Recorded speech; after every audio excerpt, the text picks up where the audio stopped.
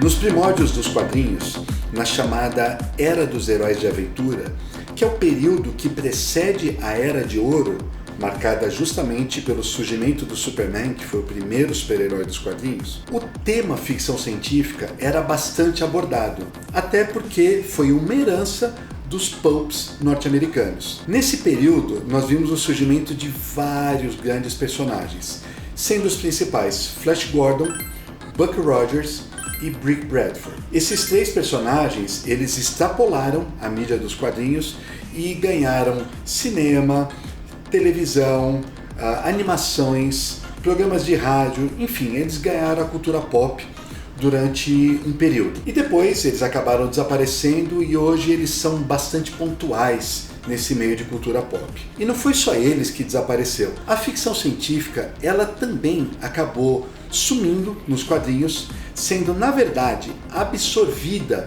pelo subgênero dos super-heróis. Então, o que era ficção científica pura, como as histórias do Flash Gordon, e o herói da ficção científica, ele meio que desapareceu. Tiveram momentos em que as principais editoras norte-americanas de super-heróis, principalmente a Marvel e a DC, eles tentaram trazer de volta esse subgênero do herói da ficção científica, mas sempre com um sucesso bem mediano. Por exemplo, na DC, nós temos lá o ressurgimento com o Adam Strange, com o Capitão Cometa e outros personagens similares, jamais repetindo o êxito que foi lá com o Flash Gordon, com o Buck Rogers no início. A ficção científica pura, ela sempre acontece nos quadrinhos. Por exemplo, tem Moebius, tem o lançamento, sei lá, do Eternauta, de grandes obras, próprio Sim por Infinito, que o Pipoca trouxe aqui. Então a ficção científica sempre continua ocorrendo, óbvio, como todos os gêneros, mas você não tinha mais o surgimento de um herói emblemático do quilate de um Flash Gordon. Passou anos sem acontecer isso. É muito interessante observar esse movimento, até porque quando o gênero dos super-heróis cresceu e o gênero dos heróis de aventura perdeu um pouco de força, a ficção científica voltou a ganhar fôlego na literatura, como foi o início dela. Então você tem escritores como Isaac Asimov, Clark Ashton Smith, Ray Bradbury, Philip K. Dick, um pouco mais tarde, todos eles surgindo e fazendo maravilhas na literatura, enquanto nos quadrinhos a coisa ia para cá, ia para lá, ia para cá, ia para lá. Sempre tinha boas obras surgindo, principalmente na Europa, mas nos Estados Unidos a coisa ficou meio perdidinha. Por que eu estou fazendo todo esse preâmbulo aqui para vocês? Justamente o herói da aventura, o herói da ficção científica ficou meio que desaparecido, sem um grande representante.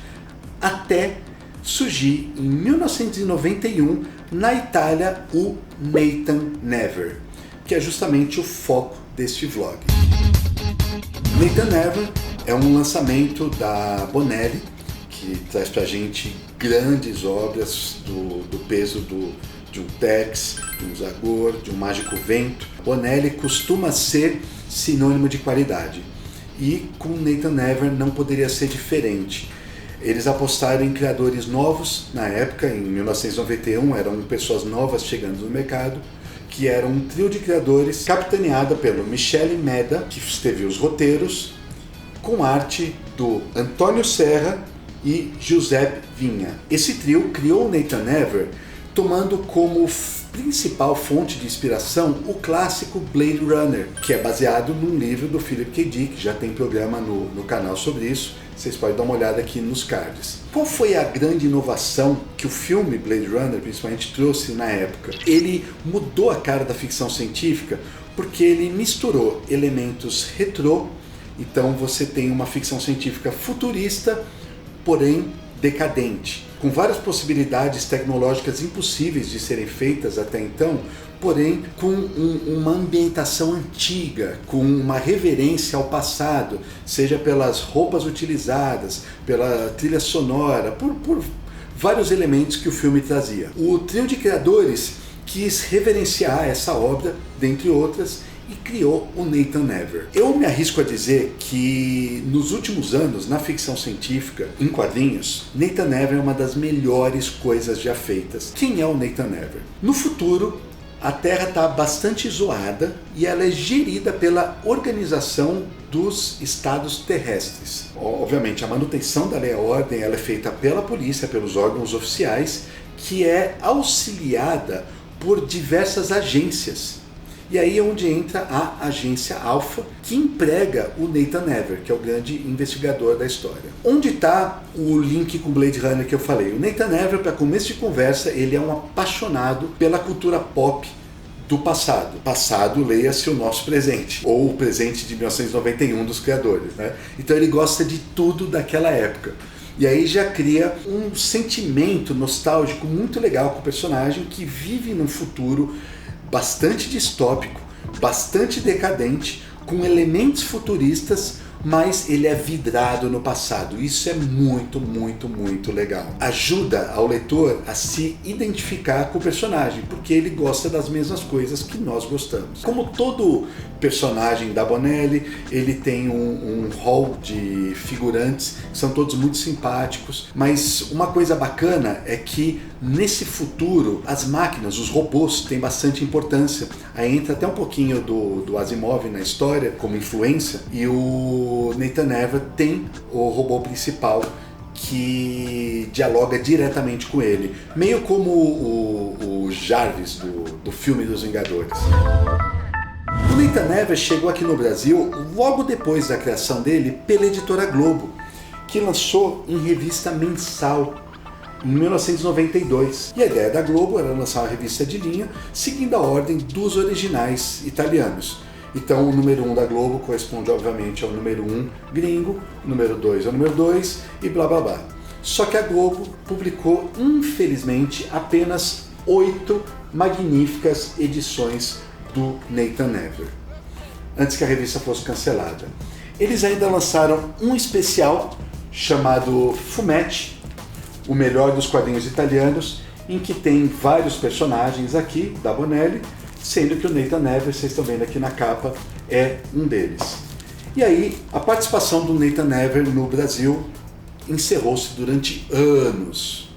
A Mitos chegou a trazer num especial do Seleção Tex uma história curtinha do personagem, e foi isso. Depois, o selo Golconda, que era um selo da Ediouro, se eu não me engano, trouxe 2 edições do Nathan Never, mas que não dava continuidade à cronologia da Globo. Esse aqui é o número 18 e 19 do personagem. Também ficou só nisso. Agora, finalmente, a Mitos voltou a lançar novos Bonelli, entre eles está o Nathan Never, uma série em 4 partes, que eu espero mesmo que tenha continuação ano que vem. Além do Nathan Never, eles lançaram o Dylan Dog, que é outro espetáculo, outro primor. Tem programa aqui no canal em que eu e o Danielzinho falamos, tá aqui nos cards para vocês seguirem. Eles lançaram também Nick Raider e Martin Mystery. E o Martin Mystery é conhecido dos inscritos, dos fãs aí, porque teve até desenho animado e é muito bacana. Eles estão continuando exatamente do ponto em que a Globo parou. Ou seja, Nathan Never 1 da Mitos corresponde ao número 9 gringo. Ale, mas eu vou conseguir entender alguma coisa sem ter lido os outros? Vai conseguir entender tudo. Por quê? Porque são histórias fechadas.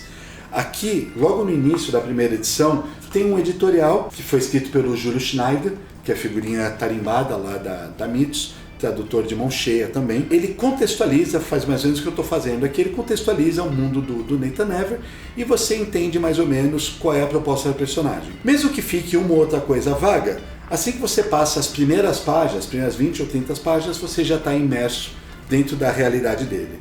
A primeira edição, Os Olhos de um Estranho, é bacanuda, porque é o Nathan Never indo atrás de um psicopata que é um assassino de mulheres. Uma coisa que tem que ficar clara nas histórias do Never: a ação é vertiginosa. A ação é muito, muito, muito fodástica, gente. Vai vindo uns diálogos bacanas, bem-humorados, ácidos, a história vai sendo desenvolvida, os personagens vão sempre sendo bem construídos, mas de repente chega uma sequência tipo de uma perseguição de carro. Você fala, pô, como é que faz uma perseguição de carro? Ou então uma perseguição mesmo, o Nathan Never indo atrás da vítima dele. Você fala, como é que você faz isso com inventividade, com senso de movimento, com senso de urgência? Como é que você faz isso nos quadrinhos? Os quadrinhos do Nathan Never têm sequências de ação fenomenais. Aqui, no primeiro, Os Olhos de um Estranho, já tem umas 3 ações, que são várias páginas mudas que você pira, você fala, caraca, que loucura isso aqui. Muito, muito, muito bem feito. Já na segunda edição, nós temos Inferno. Você mergulha um pouco mais no mundo futurista do Nathan Never, com várias referências à Divina Comédia do Dante Alighieri. Porque o Nathan Never vive numa cidade que na verdade não é a única e exclusiva cidade que existe. Existe muita coisa para baixo dela. A cidade foi surgindo em cima de todo mundo, e esse mundo tem andares, e esses andares fazem a referência justamente aos ciclos pelos quais Dante passa. Ele está indo atrás de um cara que é o Hans Schneider, que tem uma recompensa pela cabeça desse cara, e ele vai atrás. E aí ele começa a se envolver com todo tipo de elemento, com os mutados, que são uma raça que parece os Morlocks que vivem lá embaixo, e entram várias questões sociais e várias críticas políticas já embutidas na história. A crítica política e social que é sugerida nessa história, obviamente, faz uma alusão ao mundo italiano, ao mundo europeu de 1992. Olha, uma HQ, a primeira é vertiginosa, a segunda é brilhante, e daí só melhora. Fuzileiros no Espaço é ótimo, e chegou aqui para mim agora A Última Batalha, que eu não li ainda, mas estou seco para ler. Quero dar os parabéns à Mitos Editora por ter trazido finalmente, após tantos anos, um personagem tão importante da ficção científica, um dos maiores heróis, herói no sentido dele fazer uma ligação direta com os do passado, com Flash Gordon, com Buck Rogers, que merece ter uma carreira longeva aqui no país. Foi febre na Itália, não sei como é hoje a publicação lá, mas acredito que deva ir bem ainda, e eu espero que o público brasileiro compre a ideia e aceite o Nathan Never. Longa vida a Bonelli, que produziu no passado algumas das melhores obras da nona arte e continua fazendo e inovando até hoje. Danielzinho viajou recentemente lá para a Itália, e eu perguntei para ele, Daniel, como é que é lá na Itália? Bonelli ainda é uma febre lá, Tex ainda é muito poderoso. Ele passou uma cabeça e falou assim, Ale, é brutal, é um mercado brutal. Você vê Bonelli e principalmente Tex em tudo quanto é lugar, em todos os formatos que você possa imaginar. Tem banner, tem banca de jornal, tem edição de luxo, tem edição de bolso, tem gente lendo no metrô, tem gente lendo no ônibus, tem gente lendo na praça. É espetacular ver a reverência que o italiano faz à produção deles lá. E espero que com este vídeo aqui a gente contribua um pouquinho também para você conhecer essa pequena obra-prima da nona arte. Agora, para encerrar, só um recadinho que não tem nada a ver com o tema do vídeo, mas o lance é que o Beowulf, o nosso quadrinho mais recente, a pré-venda dele tá para acabar, gente. Falta poucos dias. E se você não pegou ainda com o cupom de desconto, corre porque a pré-venda está no fim, e isso aqui é espetacular, espetacular. Uma obra do Santiago Garcia e do David Rubin, ou Davi Rubin, que adapta o clássico poema Beowulf. Tem também um programa aqui no canal, tá aqui nos cards para vocês verem, que eu e o Bruninho desmistificamos tudo sobre esta obra máxima da literatura. Curtiu o programa? Deixa o seu like, se inscreve no canal, aperta aí o sininho para você receber as notificações e comenta. Nos vemos na próxima. Tchau!